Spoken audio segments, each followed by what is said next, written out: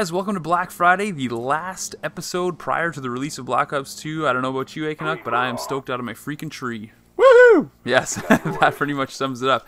So today, we'd actually hoped to get this out a little sooner. I did a little bonus Black Friday. If you didn't catch it, go check it out.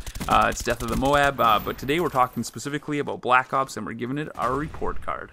Yes, finally, the report card is going to be here. What you guys will find out what we thought of it. There might be some surprises, because for whatever reason, there seems to be a lot of love for the Black Ops series. There is a lot of love for Black Ops, and I think, you know what, just a little side note here, this little bit, talk about Black Ops 2. I actually think it's a good thing for Call of Duty that so many people did enjoy Black Ops.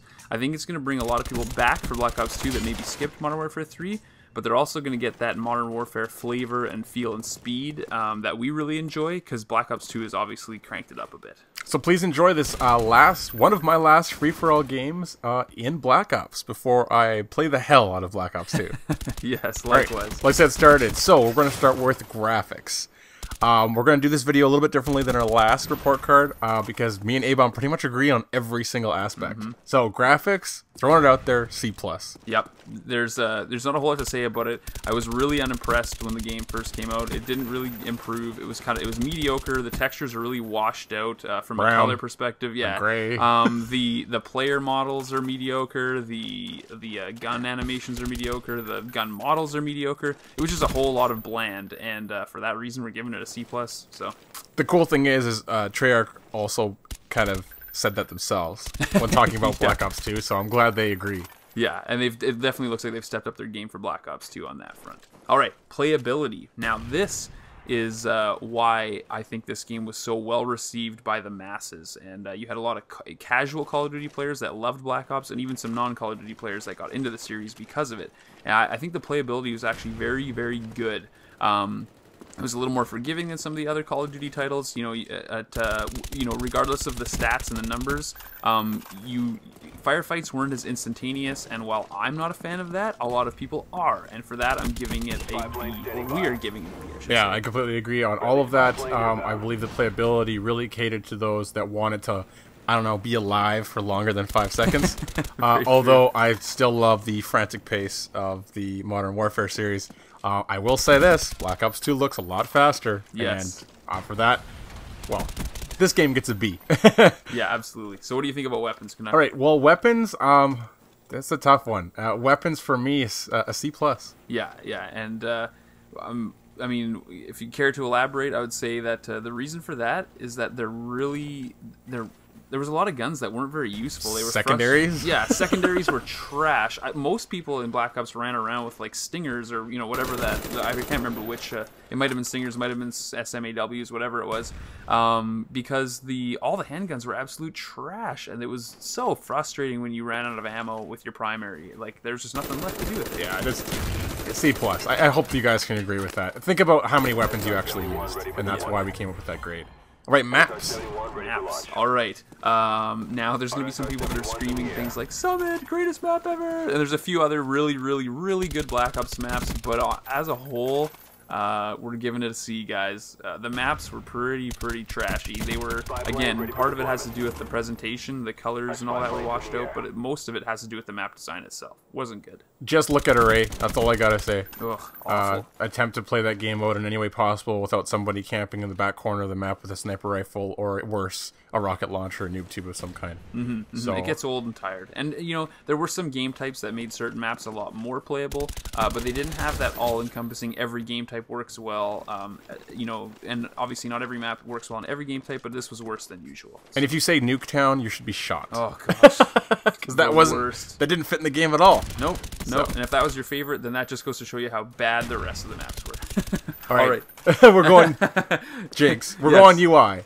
Yes, UI. We'll give it an A-. What are you going to say about UI? It's standard. Yeah, the Call of Duty guys have it down. It's a standard. Yeah, it just works. There wasn't anything mind-blowing about it. No. The only reason they give it an A- is because some of the actual out-of-game user interface was a little bit slow, I guess. That's what we'll say the A- is for. They can't really screw it up at this point. My favorite part about Call of Duty is how everything looks. Every time you get another version of Call of Duty, you're like, oh my gosh, I don't know what's going on at all. Yeah. It's all pretty standard. Definitely. All right, balance. We gave balance an A. You know, maybe there's like a B plus, something between an A minus and an A, but maybe it fits into there a little bit better. But overall, because the guns were mostly mediocre, they were actually, you know, fairly even across the board. So we gave it a good balance score. When you only use 4 weapons in the game, that's all that you see in the room. That's what makes it well balanced. Yeah, exactly. It's finite. It's all right. Like, I'm glad the game is balanced. I'm glad no one's walking around with something that's absolutely obnoxious. Yeah, totally. The addition of the specialist weapons with your ballistic knife and crossbow and things, I think for me, made it a lot of fun. Oh man, Sticks and Stones was one of the funnest game modes I've played since like Quake 2 Rockets Only. Yeah. Just pure fun. We're going sound next. Sound, just like everybody knows, Call of Duty does not spend an epic amount of money on sound, although they are getting better. Just play 1 round of COD 4 and you'll notice some differences. Yeah, some positive improvements. This still feels in the B category. It's not mind-blowing.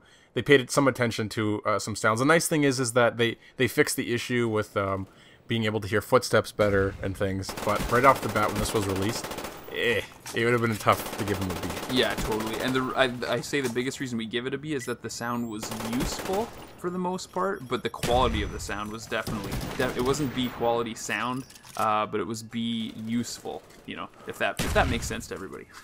Now, I've never given an F before. We've never given an F before. Never. But welcome to networking. F. Oh, man. The biggest problem with Black Ops was, well, one, we feel the bullet damage wasn't high enough. No, you put a whole clip into somebody. However, when you ran behind a corner into legitimate cover, oh yeah, and the animation still showed somehow you got shot.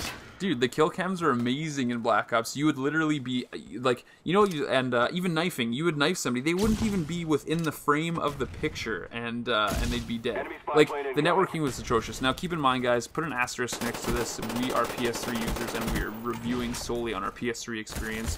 In the future, you know, Xbox may be part of our reality, but right now it isn't. So, this is specifically an F on the networking side of PS3. You know, from what we've heard, it's a little better on Xbox, but still pretty bad. You know, like the whole "don't Treyarch me, bro." That existed on all the platforms. So F. If you just missed it, I just dealt with a last stand prick there in the gameplay. Oh yeah. You know what's great? No more last stand. Yes, that is outstanding. Finally. All right, last category for us is support. Support basically means what we've gotten from the developers as far as fixing things. Treyarch's always been better than Infinity Ward. Yeah. We'll give it a B+. There's still some problems with the game. Yep. But then again, you can still plug it into the console and have a great time. Yeah, still enjoy it. And yeah, we definitely give it a B+ because Treyarch, they really pushed the envelope and they really stepped Activision, not specifically, but they fronted for Activision and really did a great job of supporting the community for what was really the first time that had been on that level for a Call of Duty title. So we give them a B+. So there you have it, guys. There's a report card. Overall, we're giving Black Ops the B-. The B-, yep, exactly. It was a fun game, but there were enough issues with it that we couldn't put it in the A realm, and it is what it is. We told you why, so now there you have it. So there's your breakdown of the report card. Please leave a comment if you disagree with any of those categories, and we will see you online in Black Ops 2. Yes, we will. Hopefully we'll be playing in the same lobby, and if you guys want to join us, we'll be playing midnight Pacific on Tuesday night. So, see you later, guys. Out. Incoming!